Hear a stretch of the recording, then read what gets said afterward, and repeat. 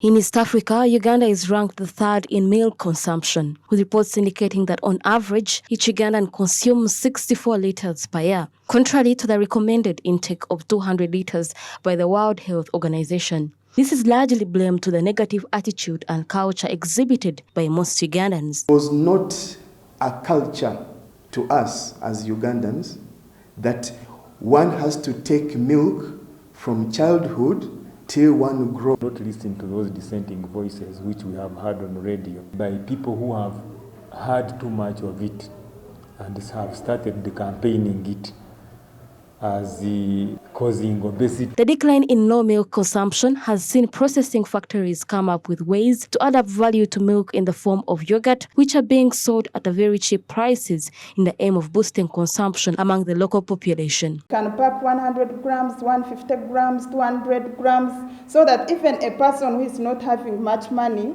can at least benefit something, can at least afford to buy that milk or that packet of yogurt. Uganda produces over 2.8 billion liters of milk per year, but the majority of this is processed into higher value products and exported. Sector players now want government to come up with a policy to make milk and its products available.